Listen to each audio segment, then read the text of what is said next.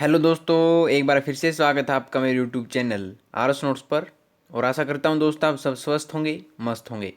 दोस्त आपका रीट का एग्ज़ाम होने जा रहा है, जिसके लिए हम आपके लिए एक मोस्ट इंपॉर्टेंट मॉक टेस्ट दोस्तों लेके आए हैं, जिसमें आपको बाल मनोविज्ञान और पर्यावरण अध्ययन के मोस्ट इंपॉर्टेंट क्वेश्चन इसमें मिलेंगे। दोस्तों दोस्तों 60 क्वेश्चन होंगे। आप साथ के साथ करते चलिएगा और अंत में कमेंट करके ज़रूर बताइएगा कि आपके 60 में से कितने जवाब सही मिले। दोस्तों आपके जो नंबर हैं वो ज़रूर बताइएगा कमेंट करके। ये जो क्वेश्चन होंगे दोस्तों लेवल 1 के लिए होंगे, तो आप एक भी क्वेश्चन मिस मत कीजिएगा, वीडियो अंत तक देखिए। तो आइए शुरू करते हैं। पहला है बाल मनोविज्ञान का पहला प्रश्न। देखिए कि बाल विकास का अर्थ क्या है।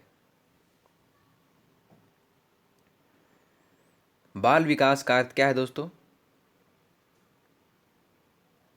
तो ये है ऑप्शन सी, बच्चे का संपूर्ण विकास। ऑप्शन सी इसका जवाब होगा दोस्तों।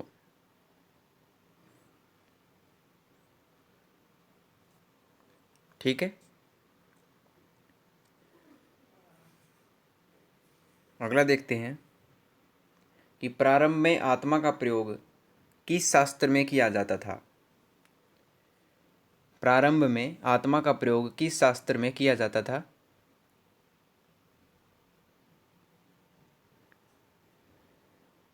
तो ये याद रखिए दोस्तों, ऑप्शन सी दर्शन शास्त्र में। ऑप्शन सी इसका जवाब होगा दोस्तों।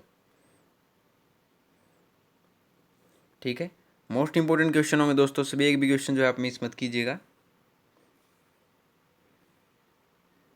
अगला, विकासात्मक मनोविज्ञान में जीवन का अध्ययन किया जाता है। किस अवस्था में किया जाता है विकासात्मक मनोविज्ञान में जीवन का अध्ययन?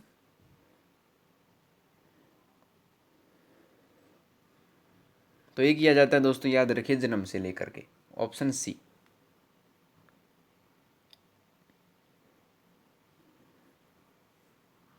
ठीक है,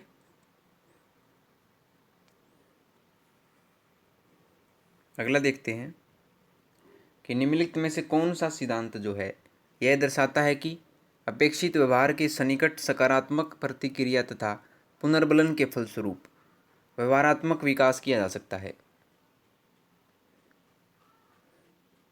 कौन सा सिद्धांत है दोस्तों ऐसा? तो ये है, याद रखिए, ऑपरेंट अनुबंधन। ऑप्शन सी दोस्तों, ऑपरेंट अनुबंधन।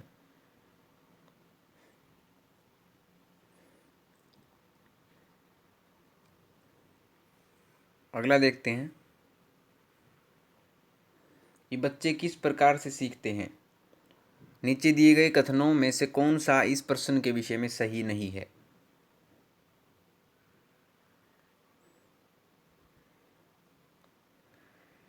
तो ये नहीं है दोस्तों कि केवल बच्चे केवल कक्षा में सीखते हैं, बाहर भी सीखते हैं दोस्तों बच्चे।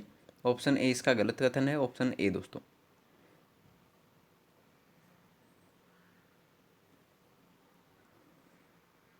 ठीक है,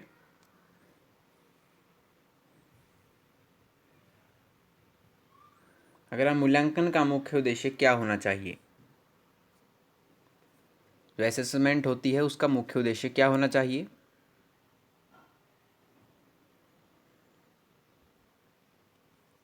ये होना चाहिए दोस्तों कि सीखने में होने वाली कमियों का निदान और उपचार करना। ऑप्शन बी दोस्तों इसका जवाब है।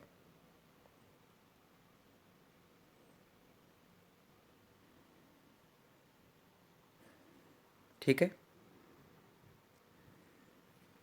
अगला है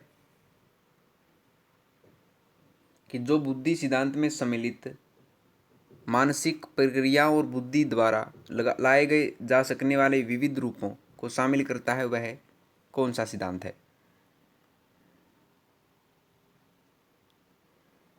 तो वो है दोस्तों, याद रखिए, स्टर्नबर्ग का बुद्धिमत्ता का त्रितंत्र सिद्धांत। ऑप्शन ए दोस्तों।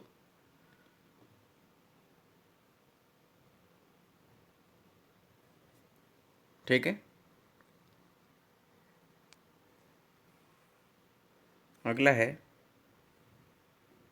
कि सभी के लिए विद्यालयों में सभी की शिक्षा निम्नलिखित में से किसके लिए प्रचार वाक्य हो सकता है?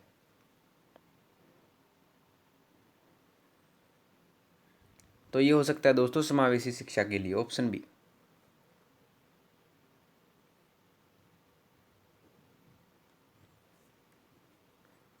ठीक है।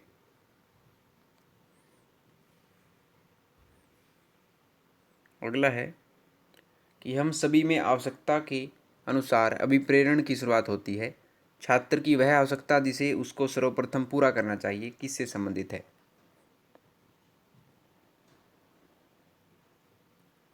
तो ये है दोस्तों शारीरिक आवश्यकता, ऑप्शन बी दोस्तों।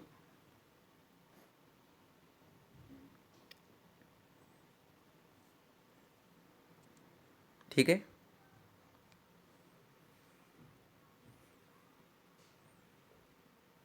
अगला, प्रतिभावान बालक की पहचान अवलोकन द्वारा नहीं की जा सकती क्योंकि क्योंकि दोस्तों इससे अवलोकन सिर्फ विशेषज्ञों द्वारा ही किया जा सकता है और अवलोकन व्यक्तिनिष्ठ प्रविधि है और अवलोकन वस्तुनिष्ठ तकनीक नहीं है। तीनों ही बातें हो सकती हैं दोस्तों, तो सभी ऑप्शन डी इसका जवाब होगा। तीनों ही कारण है।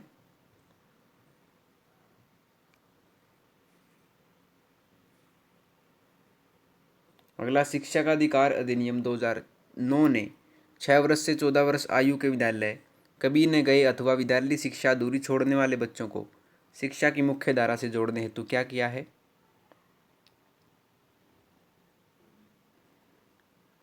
तो ये दोस्तों विशेष प्रशिक्षण लागू करने पर जोर दिया है, ऑप्शन बी।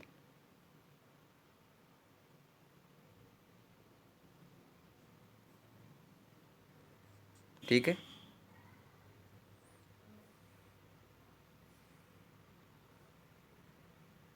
अगला, निम्न में से कौन सी समस्या क्रियात्मक अनुसंधान के लिए उपयुक्त नहीं है? तो कौन सी नहीं है? ये नहीं है दोस्तों ऑप्शन सी की परंपरागत विधि के ऊपर कंप्यूटर सहायतित अनुदेशन का प्रभाव, ऑप्शन सी इसका जवाब होगा।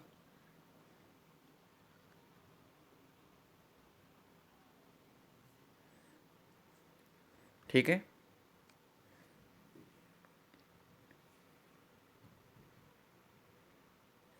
अगला, 5 वर्ष का राजू अपनी खिड़की के बाहर तूफान को देखता है। बिजली चमकती है और कड़कने की आवाज़ आती है। राजू शोर सुनकर उछलता है। बार बार यह घटना होती है। फिर कुछ देर शांति के पश्चात बिजली कड़कती है। राजू बिजली की गर्जना सुनकर उछलता है। राजू की उछलना सीखने की किस सिद्धांत पर उदाहरण है? तो कौन सा है दोस्तों ये? तो यह शास्त्रीय अनुबंधन सिद्धांत, ऑप्शन ए इसका जवाब होगा दोस्तों।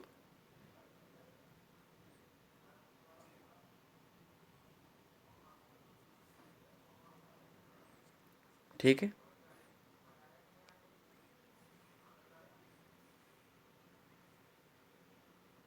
अगला, पिछड़े बालक ऐसे बच्चे होते हैं दोस्तों जो कि जिनकी बुद्धि लब्धि स्तर 80 से 90 हो, सीखने की गति धीमी हो और मानसिक रूप से अस्वस्थ और असमायोजित व्यवहार हो जिनका, ऐसे बच्चे पिछड़े बालक होते हैं दोस्तों। तो ऑप्शन डी उपरोक्त सभी कथन इसके सही हैं दोस्तों।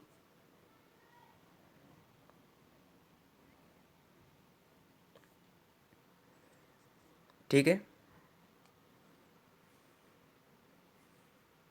अगला है कि निम्न में से कौन सा कथन शिक्षण के बारे में सत्य नहीं है? कौन सा कथन जो है शिक्षण के बारे में सत्य नहीं है? तो ये नहीं है दोस्तों कि शिक्षण अनुदेशन है, ऑप्शन डी इसका जवाब होगा दोस्तों। ठीक है। शिक्षण अनुदेशन नहीं है बल्कि शिक्षण साहचर्य की भूमिका निभाता है दोस्तों, याद रखिए।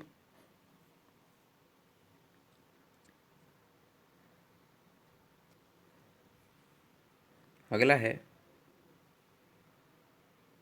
कि स्वकेंद्रिक अवस्था होती है बालक के कब से कब तक?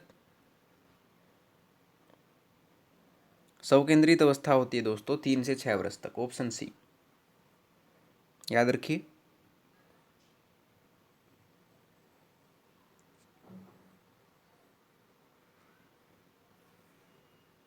अगला है कि निष्पत्ति लब्धियाँ एक यू का सूत्र क्या होता है? एक यू मतलब दोस्तों अचीवमेंट क्वेशेंट होता है, निष्पत्ति लब्धि जिसे कहते हैं। तो इसका फॉर्मूला होता है दोस्तों option D achievement quotient is equal to educational age यानी शैक्षिक आयु और बटा है दोस्तों मेंटल एज यानी कि मानसिक आयु गुना 100 इसकी सूत्र होगा दोस्तों। ऑप्शन डी इसका जवाब होगा। याद रखिए EA/MA गुना 100।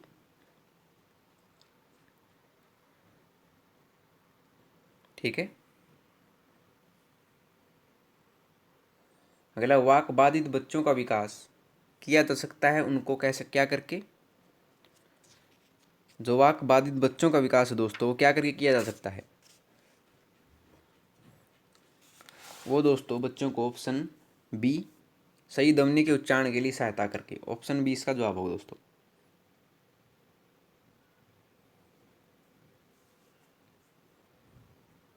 ठीक है।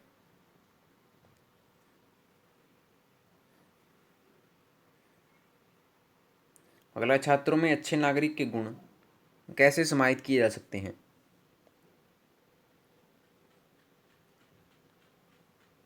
तो ये किया जा सकता है दोस्तों ने राष्ट्रीय नायकों से परिचित कराकर। ऑप्शन ए इसका दोस्तों जवाब होगा।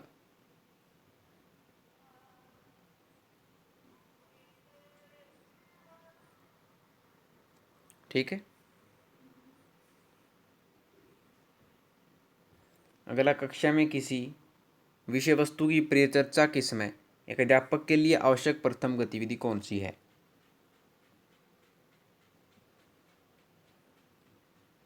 तो ये है दोस्तों श्याम पट पर विषय वस्तु लिखना। बार बार आता है दोस्तों क्वेश्चन, ये मोस्ट इंपोर्टेंट है। ऑप्शन डी इसका जवाब होगा।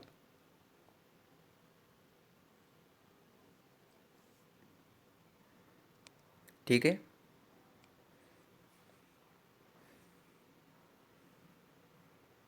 अगला खालिस्तान ने सामूहिक अचेतन का संपर्क किसने दिया था।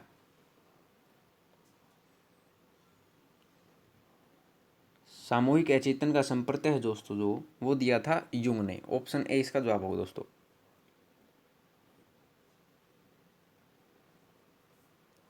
ठीक है। अगला है कि फ्रायड की विकास अवस्थाओं के अनुसार किस अवस्था को प्रारंभिक विद्यालय आयु समझा जाता है।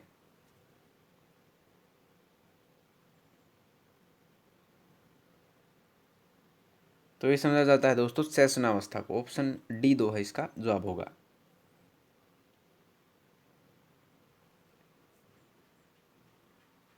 ठीक है।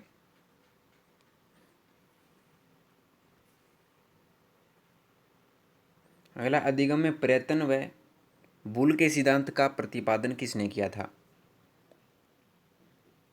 अधिगम में प्रयत्न व भूल के सिद्धांत का जो प्रतिपादन है वो किया था दोस्तों थर्नडाइक ने। ऑप्शन सी है दोस्तों इसका जवाब होगा।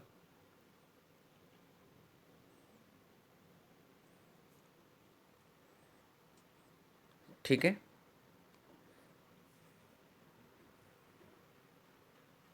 अगला एक अध्यापक या अध्यापिका ने पाया कि एक विद्यार्थी वर्ग बनाने में कठिनाई अनुभव कर रहा है। उसने अनुमान लगाया कि वह हीरे का चित्र बनाने में कठिनाई अनुभव करेगा। उसने निम्न में से किस सिद्धांत पर आधारित होकर यह अनुमान लगाया।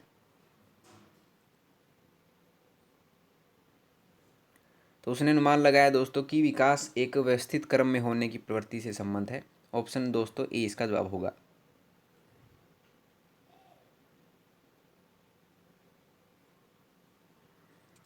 ठीक है। अगला देखिए कि विशेष आवश्यकता वाले बच्चों को शिक्षा उपलब्ध कराई जानी चाहिए। तो ये करवाई जानी चाहिए दोस्तों अन्य सामान्य बच्चों के साथ। ऑप्शन ए दोस्तों इसका जवाब होगा।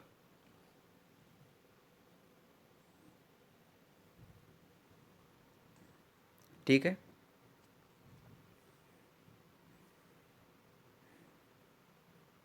अगला एक बच्चे की वृद्धि और विकास के अध्ययन की सर्वाधिक अच्छी विधि कौन सी है।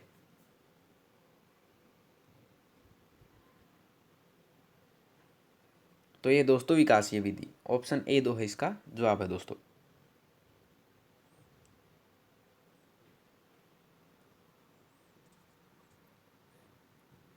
ठीक है। अगला, निम्न में से कौन सा कथन जो है मिडिल स्कूल स्तर के विद्यार्थियों के लिए विकास से सहमति नहीं रखता?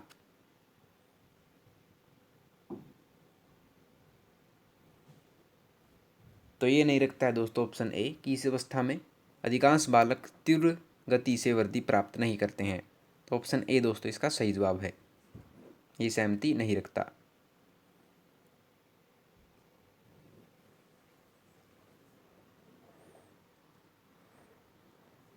ठीक है, अगला है, किसने यह कहा कि सृजनशील मानव मस्तिष्क द्वारा संबंधों को रूपांतरित करके नई विषय वस्तु का रचनात्मक सृजन कर नए अंतर संबंधों का विकास करने की शक्ति का पर्याय है? तो ये बात किसने कही थी?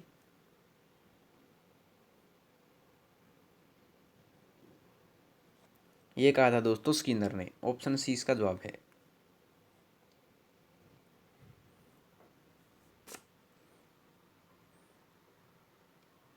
अगला देखते हैं कि बालक के व्यक्तित्व को किस प्रकार का अधिगम अधिक प्रभावित करता है?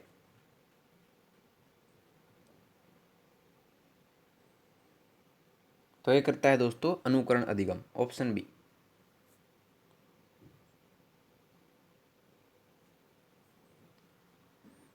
ठीक है दोस्तों,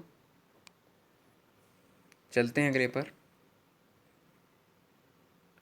उत्सुकता परीक्षण निम्न में किसका घटक है?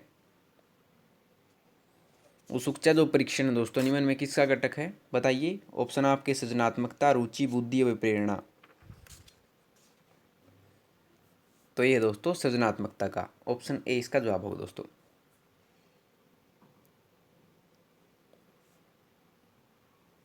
ठीक है, अब हम आते हैं दोस्तों पर्यावरण अध्ययन के प्रश्नों पर। देखिए, पहला है कि कक्षा 3 के विद्यार्थियों को भोजन का पाठ पढ़ाते समय अंजलि भोजन संबंधित आदतों में सांस्कृतिक क्षेत्रीय विविधता पर विशेष ध्यान देना चाहती है। नीचे दिए गए अधिगम अवसरों में किसके द्वारा विद्यार्थियों को वांछित जानकारी दी जा सकती है?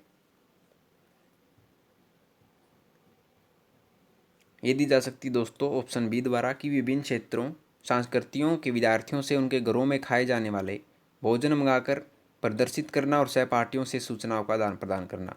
तो ऑप्शन बी इसका सही जवाब होगा दोस्तों।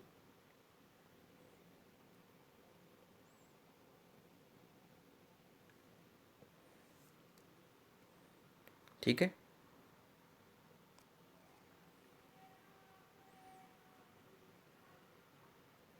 अगला, कक्षा 5 के विद्यार्थियों को पर्यावरणीय चिंताओं के बारे में पढ़ाते समय प्रीति प्रदूषण पर अधिक बल देना चाहती है।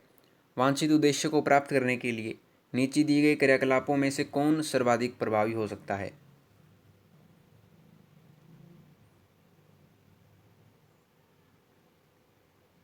तो ये हो सकता है दोस्तों कि ऑप्शन सी कि विद्यार्थियों से विभिन्न प्रकार के प्रदूषणों से संबंधित समूह परियोजनाओं पर कार्य करने के लिए कहना। तो ऑप्शन सी इसका सही जवाब होगा दोस्तों।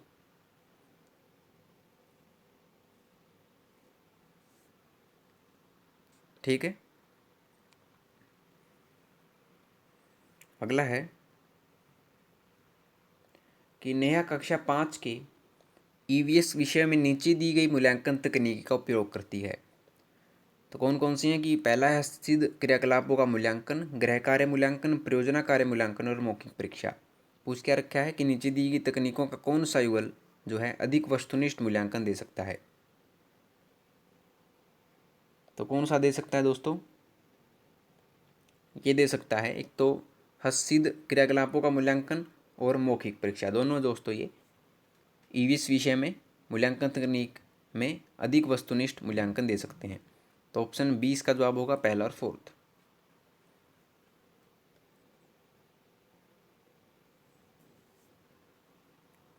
ठीक है,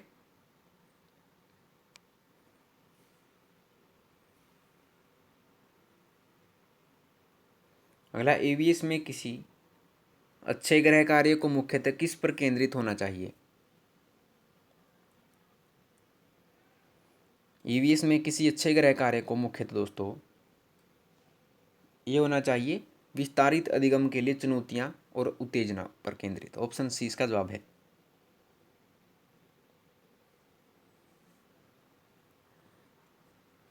ठीक है, अगला देखते हैं कि गंग नहर परियोजना से पूर्व राजस्थान के कुछ भागों में कौन सी नहर प्रणाली से सिंचाई होती है। याद रखिए दोस्तों, ये होती है पश्चिमी यमुना नहर से। ऑप्शन डी इसका जवाब है।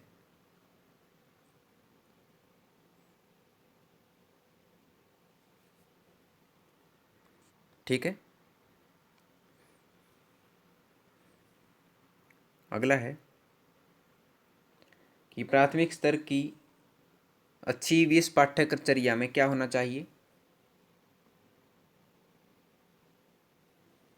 तो ये होना चाहिए कि अपने आसपास को खोजने के अवसर प्रदान करना। ऑप्शन बी दोस्तों इसका सही जवाब होगा।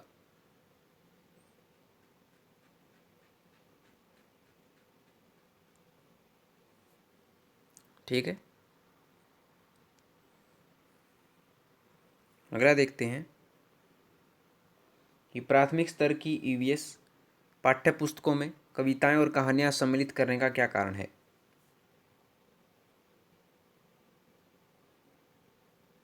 तो इसका कारण है दोस्तों कि विषय के अधिगम में आमोद प्रमोद प्रदान करना। ऑप्शन बी इसका जवाब है।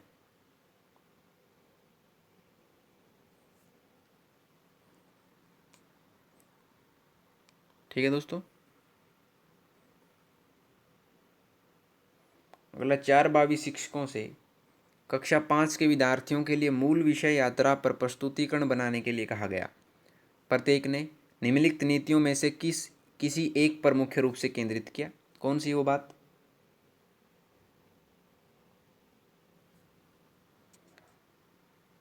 तो इस ये नीति है दोस्तों ऑप्शन डी कि विद्यार्थियों से यात्रा में उपयोग किए गए विभिन्न साधनों के अनुभवों का वर्णन करने के लिए कहना। तो ऑप्शन डी इसका जवाब होगा।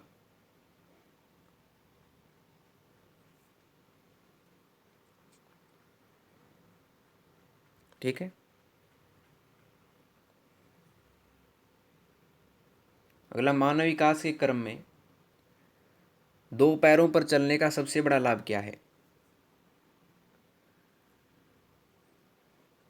ये है कि हाथ स्वतंत्र रूप से मस्तिष्क की आज्ञा अनुसार कार्य कर सकते हैं। इसका कारण क्या है दोस्तों, सबसे बड़ा लाभ कि हाथ जो है स्वतंत्र रूप से मस्तिष्क की आज्ञा अनुसार कार्य कर सकते हैं। इसका सबसे बड़ा लाभ ये है दोस्तों कि ऑप्शन सी इसका दोस्तों जवाब है।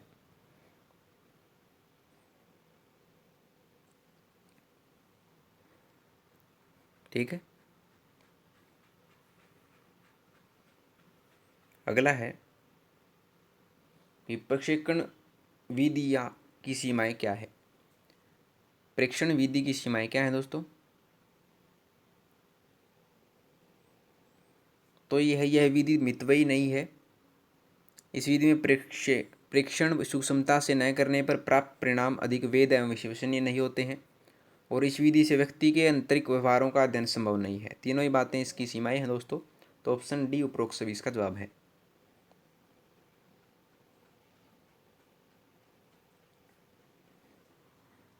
ठीक है,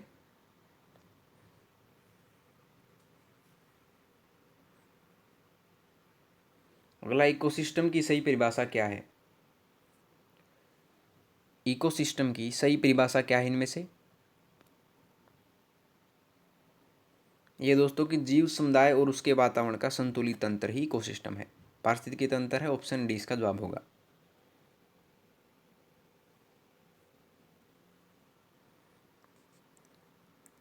ठीक है दोस्तों,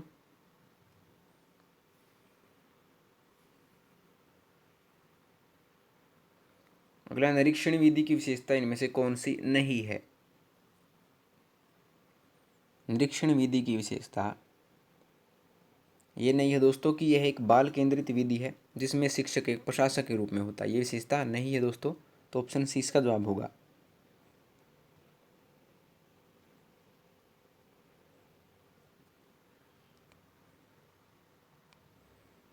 अगला देखते हैं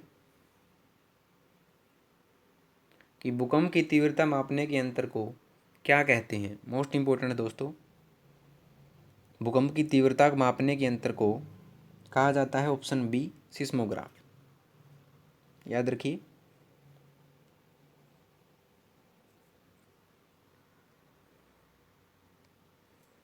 और अगला देखिए कि सूर्य से निकटतम ग्रह कौन सा है? सूर्य से निकटतम ग्रह सबको पता है दोस्तों, यह है बुध। Option D.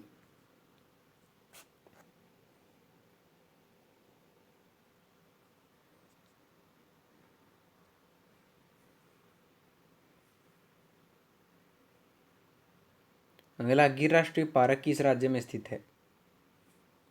गिर राष्ट्रीय पार्क ये स्थित है दोस्तों गुजरात में। Option B.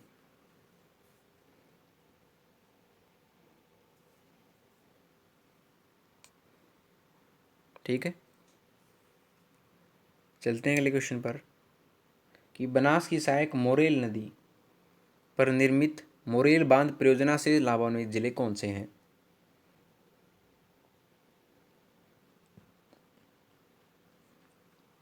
तो ये हैं दोस्तों दौसा और सवाई माधोपुर। ऑप्शन बी इसका जवाब है।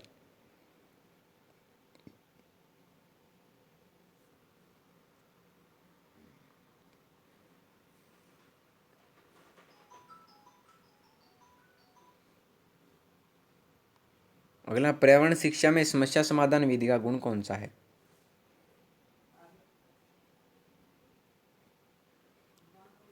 ये दोस्तों लक्ष्य केंद्रित विधि, सृजनात्मक विधि और चयनात्मक विधि, तीनों ही हैं। तो ऑप्शन डी ये सभी इनका जवाब होगा दोस्तों।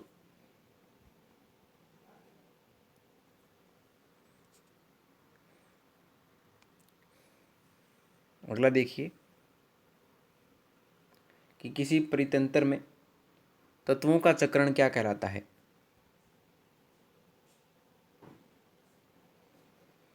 तो इसे कहते हैं दोस्तों जीव भू रासायनिक चक्र। ऑप्शन ए इसका जवाब है।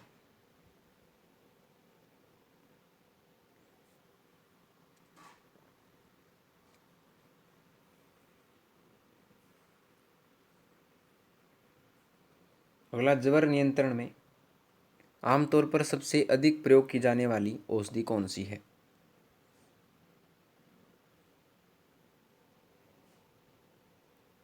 तो ये है दोस्तों पैरासीटामोल। ऑप्शन सी इसका जवाब है।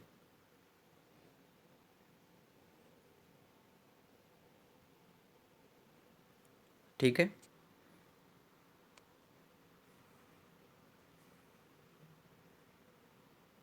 अगला, इंसुलिन की रासायनिक प्रकृति क्या है? इंसुलिन की जो रासायनिक प्रकृति है दोस्तों वो है प्रोटीन। Option B. नया क्वेश्चन दोस्तों।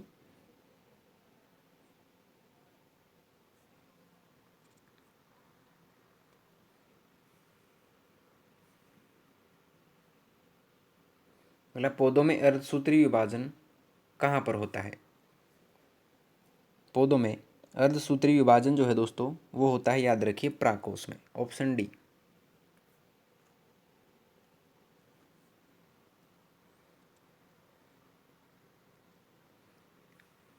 चलते हैं अगले क्वेश्चन पर कि जैविक समुदाय में प्राथमिक उपभोक्ता कौन सा है? जैविक समुदाय में प्राथमिक उपभोक्ता कौन सा है दोस्तों? तो यह है शाकाहारी। ऑप्शन सी।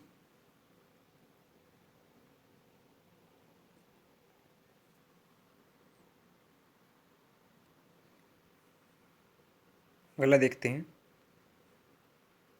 कि प्याज आलू अदरक क्या है? क्या वो जड़ है, तना है, अपस्थानिक जड़ें हैं या सल्क पत्र है? तो याद रखिए, जो प्याज आलू अदरक होते हैं दोस्तों वो एक प्रकार से तना होते हैं। Option B. जड़ नहीं होती हैं दोस्तों, तना होते हैं, याद रखिए।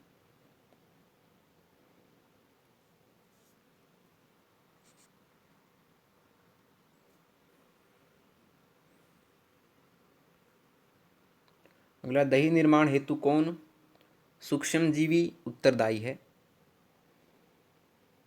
बार बार पूछा जाता है दोस्तों, तो ये है लैक्टोबैसिलस। Option D.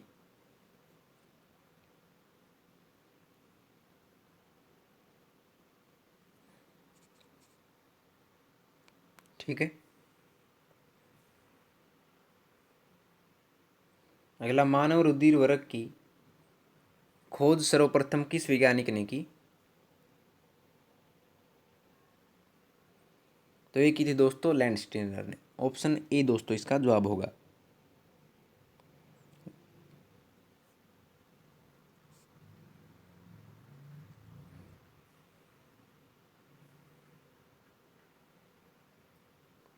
अगला, निम्नलिखित वाहनीय ईंधनों में से किसको आजकल पर्यावरण से नहीं माना जाता है?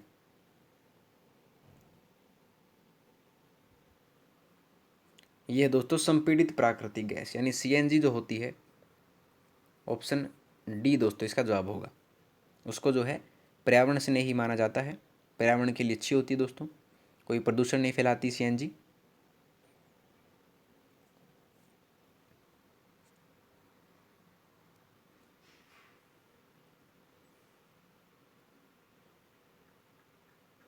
अगला, एक कोशिकीय सूक्ष्म जीव कौन सा है?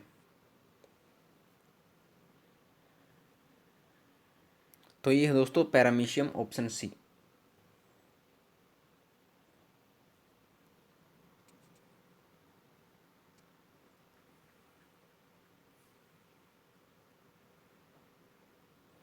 अगला, निम्न में से कौन सा पादप उत्पाद साबुन का विस्थापन है?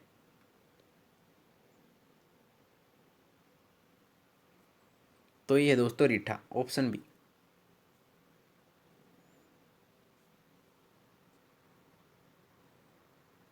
ठीक है दोस्तों। अगला, सुपरनोवा क्या है? सुपरनोवा क्या है दोस्तों? तो ये है एक मध्यप्राय तारा दोस्तों, ऑप्शन डी इसका जवाब है।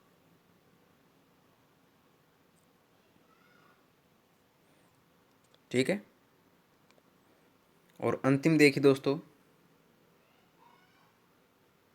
कि गैसीय अपशिष्ट क्या है इनमें से? गैसीय अपशिष्ट क्या है? तो ये दोस्तों लकड़ी कोयला से जलने वाला धुआं गैसीय अपशिष्ट है, तो ऑप्शन डी दोस्तों इसका जवाब होगा। तो लीजिए दोस्तों, आपकी वीडियो होती है यहाँ पर कंप्लीट। आपके कितने जवाब सही मिले दोस्तों कमेंट करके ज़रूर बता दीजिएगा। तो अगर आपको वीडियो पसंद आई हो तो वीडियो को लाइक शेयर कमेंट करके जरूर बता दीजिए, और आरएस नोट्स चैनल को सब्सक्राइब कर लीजिए दोस्तों। तो मिलते हैं आपसे अगली वीडियो में नए रोचक प्रश्नों के साथ, तब तक के लिए धन्यवाद दोस्तों।